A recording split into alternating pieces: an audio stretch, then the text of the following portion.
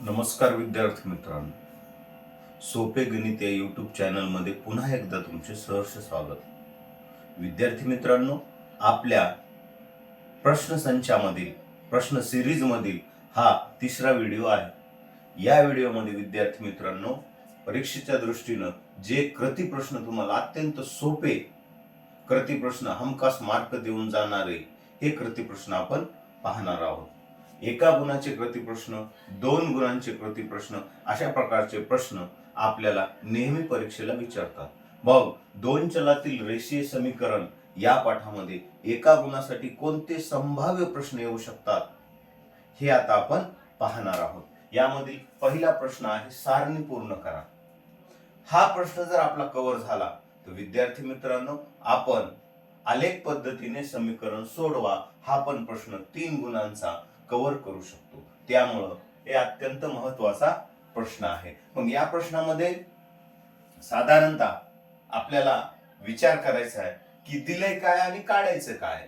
मग दिलं काय, या सारणीमध्ये तुम्हाला या ठिकाणी x ची किंमत दिली, y ची शोधायची, या ठिकाणी y ची दिली, x ची शोधायची आणि ही सारणी पूर्ण करायची. मग तर चला विद्यार्थी मित्रांनो, आपलं समीकरण आहे x अधिक y बरोबर 3. हे समीकरण आहे. तर आपल्याला x ची किंमत दिली 3. मग ज्या ठिकाणी x आहे त्या ठिकाणी 3 ठेवली, अधिक y बरोबर 3. बरोबर. मग आता y ची किंमत काढायची, y बरोबर 3. हे 3 धन आहेत, या ठिकाणी गेले ऋण, म्हणून y बरोबर 0. या ठिकाणी 0 लिहायचे. मग 3, 0 ही झाली कृती.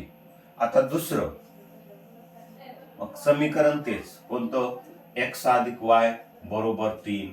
तर या ठिकाणी y ची किंमत दिली 5, म्हणून x जशाच तसं अधिक y ची किंमत 5 बरोबर 3, म्हणून x बरोबर 3. 5 धन आहेत, इकडे गेले ऋण झाले, म्हणून x ची किंमत आली ऋण 2.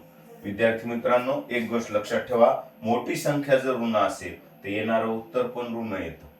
मोठी संख्या जर धन असेल तर येणारं उत्तर पण धन येतं. म्हणून आपल्या x ची किंमत आली ऋण 2 आणि आपले अवयव झाले ऋण 2,5. अशा पद्धतीने विद्यार्थी मित्रांनो, अत्यंत सोप्या पद्धतीने आपण 1 गुण मिळवू शकतो. असेच 2 गुण पण मिळवू शकतो. त्यासाठी थोडं मोठं गणित असते. मग आता 2 चलातील रेषीय समीकरणामध्ये पुढील कोणते गणित येऊ शकतात, त्यामध्ये मी निश्चयकामध्ये आपल्याला निश्चयक या गणितामध्ये पण आपल्याला कोणते प्रश्न विचारतात. निश्चयक हा अत्यंत महत्वाचा घटक आहे. मग आपल्याला माहिती आहे निश्चयक म्हटलं की आपण काय करतो, तिरपा गुणाकार करून वजाबाकी मांडतो.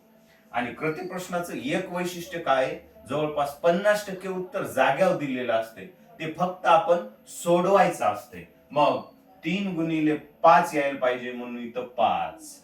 मग आता इथं 4 आहेत तर गुणाला किती 2. मग आता यांचे आपल्याला गुणाकार करायचा आहे. 3 15 वजा, मग कृती प्रश्न आहे या ठिकाणी बेदोनी 4, मग हे बेचोक 8, या ठिकाणी 8 झाले. मग आता यांची वजाबाकी किती येईल ती कृती प्रश्नामध्ये आपल्याला मांडायची. मग 15तून 8 गेला, किती राहिले, 15तून 8 गेले 7 राहते. मग ही अशा प्रकारचा कृती प्रश्न आपल्याला लक्षात येतो. कृती प्रश्नामध्ये काही संख्या दिलेल्या असतात आणि काही संख्या आपल्याला शोधायच्या आणि त्या रकान्यामध्ये आपल्याला त्या संख्या भरायच्या असतात. दुसरा प्रश्न आहे आपला 3 नंबरचा, निश्चयकच आहे पण यामध्ये किंमत दिलेली, डी ची किंमत दिलेली, dx ची दिलेली, x ची शोधायची. मग आपल्याला माहित आहे x चं सूत्र काय आहे, dx भागिले d. मग dx ची किंमत काय, 50, नुसती भरायची आपल्याला. मग आता याची जर आपण डिवायडेशन केलं तर 25 दोन्ही 50. मग ऋण संख्येनं धन संख्येला भाग द्यायलो, म्हणजे येणारं उत्तर काय झालं, ऋण. म्हणजे अशा प्रकारे विद्यार्थी मित्रांनो, आणि या ठिकाणी x ची किंमत आपण इथं भरू शकतो 2, ऋण 2. म्हणून विद्यार्थी मित्रांनो, कृती प्रश्न हे सोडवायचे, कारण त्याला आपल्याला अवॉइड नाही करायचं, कारण अत्यंत सोपे गणित असतात. 50% प्रश्न आणि 50% प्रश्नातले उत्तर हे जाग्यावर असतात. आपल्याला फक्त थोडं डोकं लावून आपल्याला ते उत्तर शोधायचं शोधायचे असतात. तर मग विद्यार्थी मित्रांनो, अशा प्रकारे नवनवीन व्हिडिओ आपण नवनवीन शोधून शोधून गणित, जे गणित आता दिवस कमी राहिलेले आहेत, आपल्याला मोजकच अभ्यास करायचा आहे, पण असा अभ्यास करायचा आहे की जो परीक्षेला येणार आहे. आणि तेच प्रकारचे प्रश्न, परीक्षेला येण्यासारखे प्रश्न मी तुम्हाला माझ्या व्हिडिओमधून देत जाईल. तुम्ही व्हिडिओ पहा आणि निश्चित तुम्हाला फायदा होईल. धन्यवाद.